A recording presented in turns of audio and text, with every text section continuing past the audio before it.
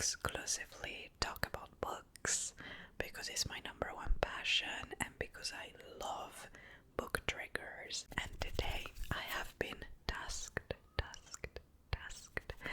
with the mission of creating Katie's August TBR. So I wrote down some prompts and we're going to see what Katie chooses for each prompt. I'm sure she's already filled you in, so let's type right in. Here we are for our third prompt.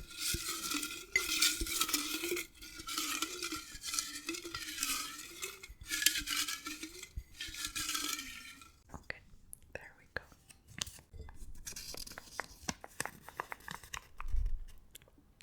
Can you read that?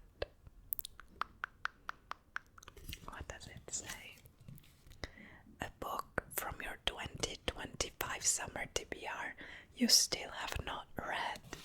Yeah, we know as readers we all have TBRs that we never complete. So I'm curious to see which book you end up picking with this one, because I feel like it can be a bit of a time capsule kind of thing, because who knows which books you were planning to read last year. I'm so curious to know. So there we are, a 2025 summer TBR book. So the first prompt that we have is a book from your summer TBR that you haven't read yet. So this one for me is an audiobook, so I'm just gonna tap on my Kindle. This is my old Kindle, so it's out of draft. But I thought the stickers would be a bit different from my other Kindles, bit of variety. So the book I've chosen for this prompt is The Tapestry of Fate by Shannon Chakraborty. This is the sequel to The Adventures of Amina El-Sharif, which is a pirate fantasy that I read a couple of years ago and absolutely loved. I think I read it in 2024 and that was one of my only 5-star reads that year. It was so good, and I'm trying to convince Laura to read this book as well, so hopefully she'll be inspired seeing it on this TBR. So anyway, the first book is following Amina, who is a retired pirate captain, and she is sort of blackmailed out of her retirement by a scheme to, it's been a while since I read it, but I think a prince has gone missing, and the grandma of the prince blackmails Amina into trying to rescue him or figure out where he's gone. And so she goes back to the high seas, and yeah, adventures ensue.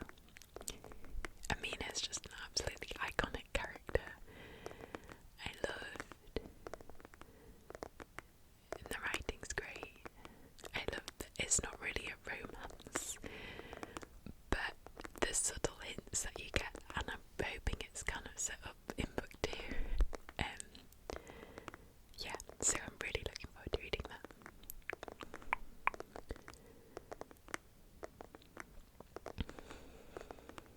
Okay, so on to the next prompt. Here we are for our fourth prompt.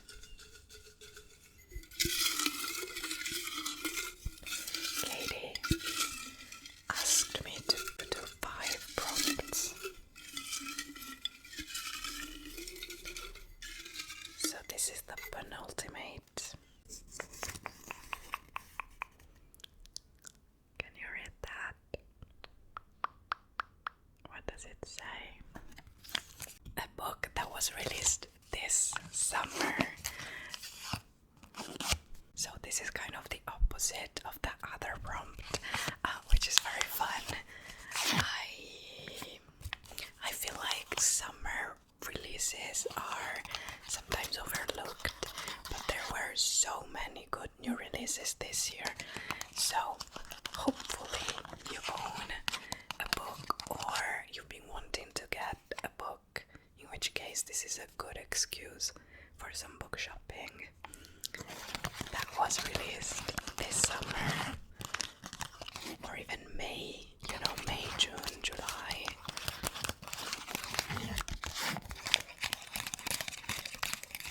I hope you can find a good read with this one. Okay, then the next prompt is a book that was released this summer. So for that I have chosen Lost in Space by Rebecca Thorne. So I think the moss is a play on Lost, but it looks so cute. So I love Rebecca Thorne's, we'll tap on this side for a bit, other series, which is the Can't Spell Treason Without T. That's just a really cute, cozy fantasy. And this book was described as cozy sci-fi, which is my genre. And with kind of comps to Becky Chambers, who I adore, so I was so excited to read this. When I saw it was out, again I have it on audio, and just reading the description, it honestly sounds right up my alley. So I think it's basically this is me majorly paraphrasing what I've read of the description, but I'm just gonna call out the things that appeal to me. It's this crew captain, or ex-crew captain, who comes across this abandoned ship that's kind of derelict and covered in moss, and then is trying to restore it, and discovers that the ship is actually a snarky AI character. Who I love that kind of character. I feel like it's the sci-fi equivalent of an animal companion in fantasy, and they're some of my favourites. What's his name? Is it Mbot in the Skyward series by Brandon Sanderson? I love Mbot, and I'm hoping this series has that vibe. And there's another Harden Murderbot, and what's the series? Velocity Weapon. There's an amazing AI character in that series, so I'm really hoping this has those vibes. And then I think the main character's like X is also a stowaway on the ship, or some kind of drama like that, so I'm so excited to read this one. I cannot wait. Okay. And here we are again for our fifth and last prompt.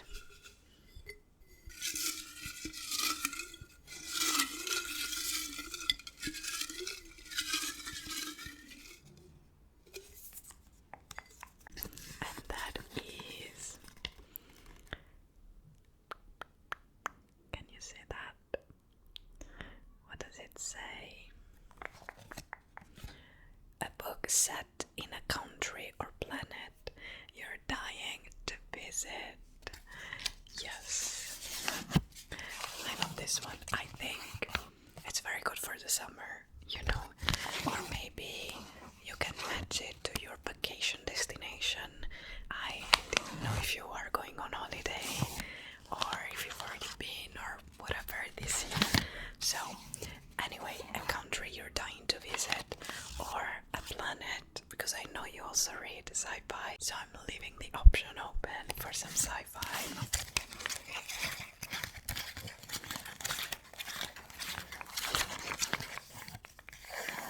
I'm also very, very curious about this prompt because it gives me insight on, places you want to go to and what makes you curious, and yeah, so there you are. That's your last prompt. Then the next prompt is a book set in a country or planet that you're dying to visit. So I love that she included the planet because she knows I love sci-fi. But I didn't really have any books that were set in any planets I'd want to visit. I feel feel like a lot of the sci-fi is some kind of dark and dismal planet somewhere, and I kind of love Earth. Yep, so I've chosen a country on it. For that, I've chosen Water Moon. Water Moon by Samantha Soto Yambao. So this is set in Tokyo. So I would love to visit Japan one day. At the moment, I feel like most of my immediate travel, TBR, is Europe, based in Europe. But to be honest, I could be quite happy never leaving Europe. There's so many places I want to go in Europe. Like, top of my list at the moment is probably Copenhagen. I'm kind of planning a trip there for my 30th birthday, so which is next year. And Germany. I have been to Germany before, but there's loads of places that I want to explore. There, and I guess Sweden and Norway. I've also been to Norway before because we have some family friends, but I just love those places. I don't know. But anyway, if I was to go outside of Europe, then I would really want to visit Japan. One of my best friends went on a honeymoon there last year, and the pictures and just the vibe just seems amazing. I love Studio Ghibli and Pokemon and like Nintendo, and they just have such good kind of merch there.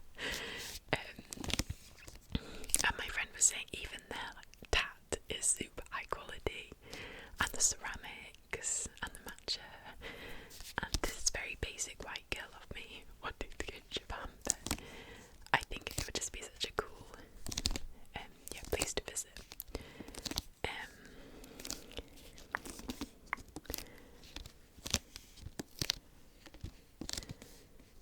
And also the scenery.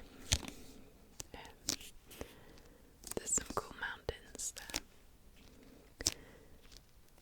And is there lakes? Maybe not lakes. I was just inspired by the water here. I guess it's quite coastal.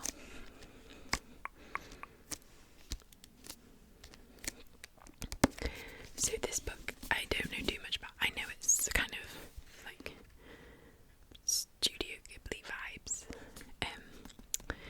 So it says, on a back street in Tokyo lies a pawn shop, but not everyone can find it. Most will only see a cozy ramen restaurant, and just the chosen ones, those who are lost, will find a place to pawn their life choices and their deepest regrets. Ooh, this sounds quite like a lot of the translated Japanese fiction that you get, like before the coffee gets cold and some kind of secret hidden cafe and you can sell off your regrets or go back in time and visit your memories and stuff like that. So, Hana Ishikawa wakes on the first morning as its new owner to find the pawn shop ransacked, the shop's most precious acquisition stolen, and her father missing. And then into the shop stumbles a charming stranger, quite unlike her other customers, for he offers help instead of seeking it. Together they must journey through a mystical world to find Hannah's father and the stolen choice. Then it goes on a bit more, but I feel like you get the gist from that. So that sounds really good. I can see the comparisons to Studio Ghibli.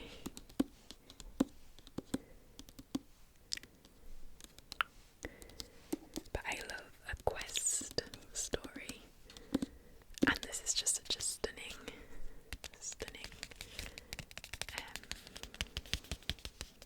cover book.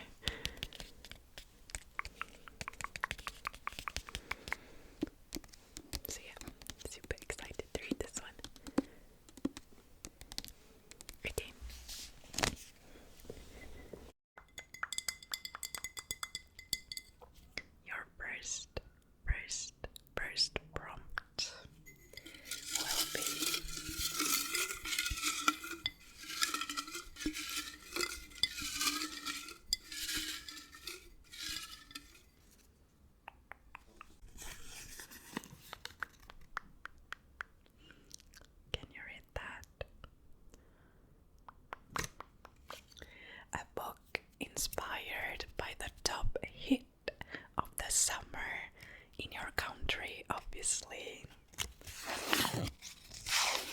This is fun.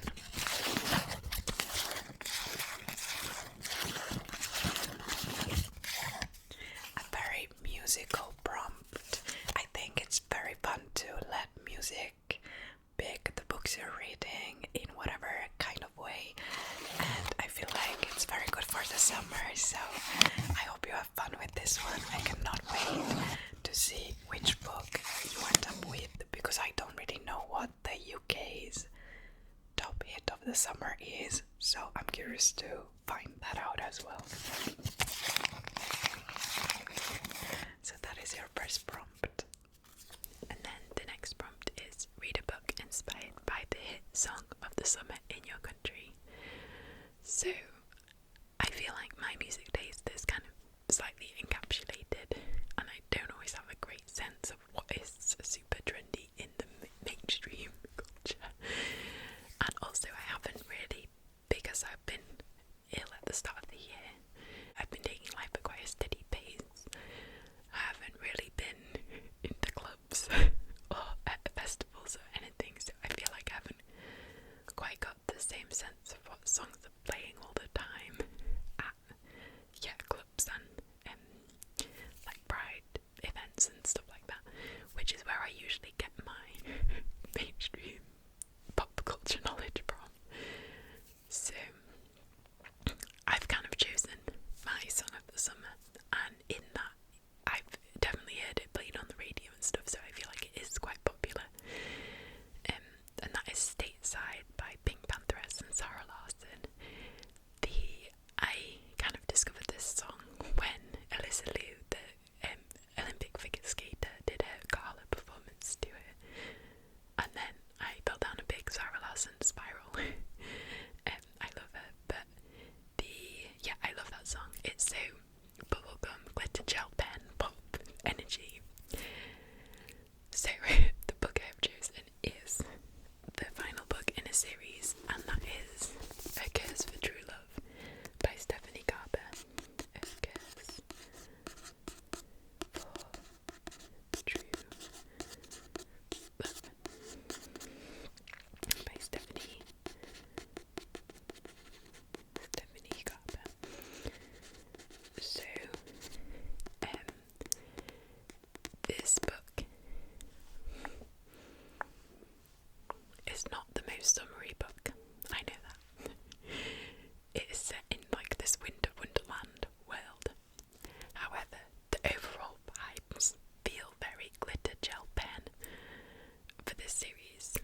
It's very girly pop. It's very like cutesy. So I felt like it kind of fitted the vibe of that song.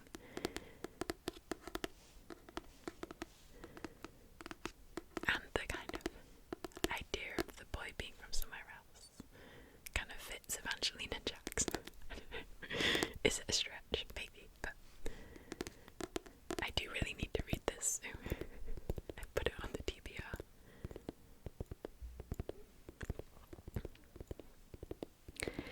It's actually been quite a while now since I read books 1 and 2, but vaguely from what I can remember, the story follows Evangeline, who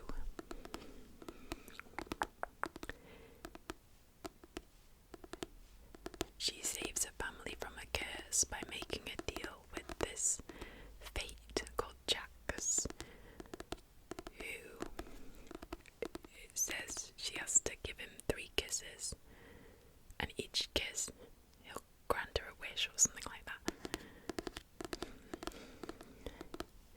And she really wants to be a princess or to find love. I think it's find love.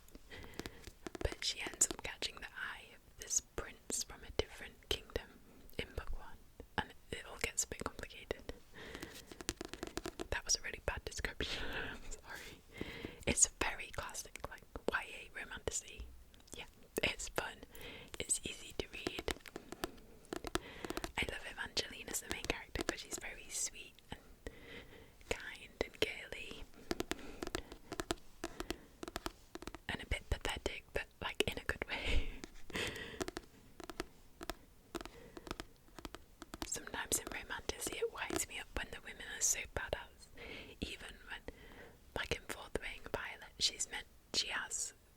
she has Ehlers-Danlos or some kind of chronic illness, but she's still super badass. She never just wants to have a cry because she's feeling bad that day, which to me is not super realistic, but I feel like this series does it better.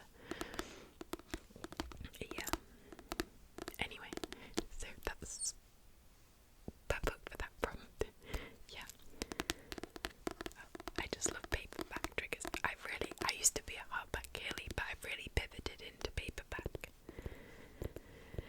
Kind of annoying though, because all the new releases come out in hardback. Okay. And here I am again to pick the second prompt.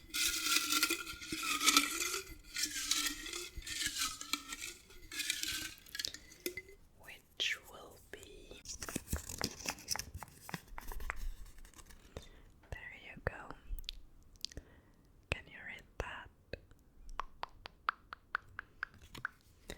A book with a refreshing cover. So what I mean by this is a cover that is very summery. There's like the sea, the beach on it, or a pool, or even like ice cream or fruits or whatever, but it looks refreshing. When you look at it, you feel refreshed, you know. So if you get another heat wave just by looking at this book, you will feel better.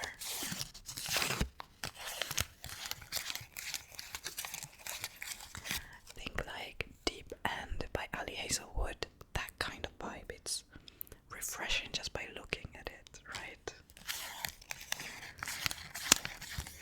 So let's see what our girl finds with this prompt. Then for the next book, we have read a book with a refreshing cover, so something summer themed, like a beach or a pool, or yeah, that kind of vibe. So I have chosen Villa Coco. This is just so summery. I'll try and put it a bit closer so you can see. It's kind of a vineyard in the Tuscan hills, it looks like. Picnic, wine, sun-drenched greenery, olives on the sprayed edges. This book just feels like quintessential summer to me.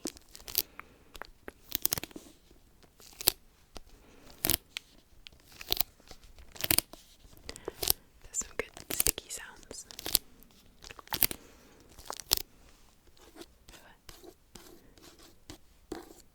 Okay.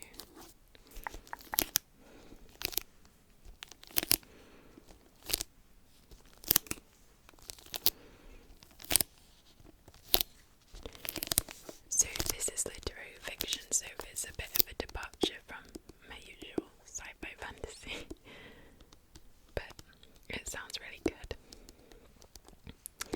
It's this, is he a painter, or, oh no, an archivist, and he takes a job in the Italian countryside for this rich family, and I think they're all a bit eccentric, and there's lots of family drama, so it just sounds really fun. I don't know. And it says it's a great story of a celebration of lives worth living, filled with great wisdom and a spirit of unadulterated joy. And then it also says an unforgettable story about the enduring power of friendship. So that all means that I love. So yeah, I'm super excited to read this.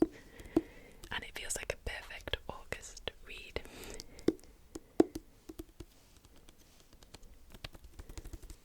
Some little tippy taps.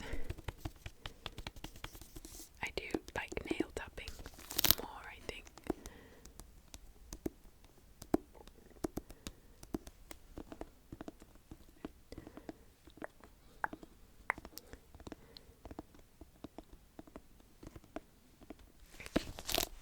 That was not the last book though. In Katie's August TBR, because we decided to do a wild card. So I've created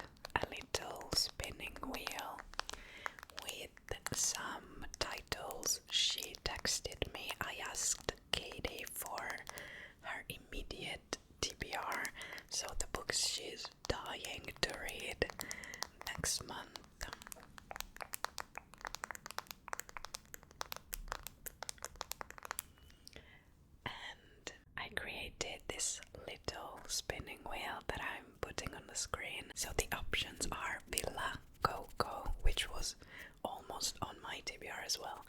The Thorn Queen, love that book.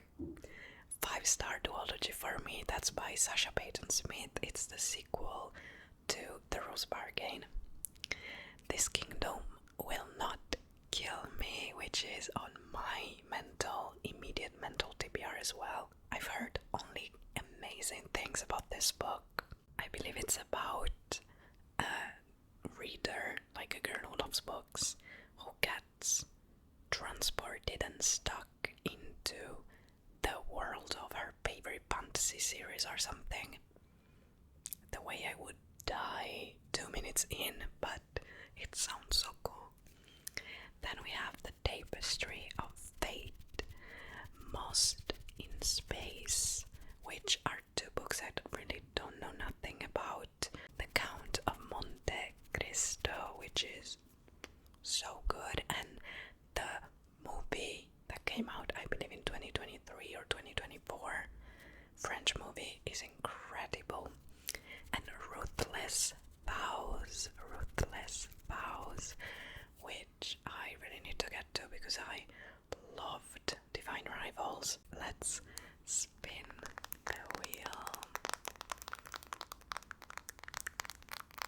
If I had to pick one book myself, it's really difficult. I think it would be between Villa Coco, The Thorn Queen, and This Kingdom Will Not Kill Me. But let's see what the wheel picks for us.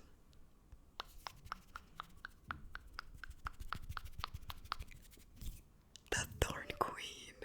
Oh my gosh. That is so exciting. I thought it was stopping at This Kingdom Will Not Kill Me, which, I mean, I'm also super curious about, but I'm so happy about this. So, your wildcard book is The Thorn Queen by Sasha Payton Smith, which I think is great. I think it's way better to read it when the events of The Rose Bargain are still fresh in your mind. So I hope you have fun with that. Plus it's a great summer fantasy. I hope you're happy with that. I'm really excited to see what you think about it. But yeah, those were all the prompts and the wild card I've got for you, my girlie. I hope you had fun picking out the books, and thank you again for having me on your channel. Thank you everyone for watching. I hope you enjoyed my little intermission. And yeah, have a great rest of your day or night or wherever. Bye. Okay, it's me again, also looking like a bold egg. Anyway, basically, again, because I'd filmed the video before she sent me the video clips of the prompts, I chose my own wild card, but thankfully Laura's amazing video and ASMR skills, she sort of explained the Thorn Queen as the wild card for me, so thank you. And I'm so excited to read the Thorn Queen, and yeah, can't wait. And you will now see another clip of me picking my own wild card, which is another book I really want to read. So yeah, and thank you again, Laura, for collabing with me on this video. Bye. And then the last prompt is a wild card. So I have The Secret Garden. Is it the secret? No. Oh, what's it called? I think it is no, it can't be The Secret Garden.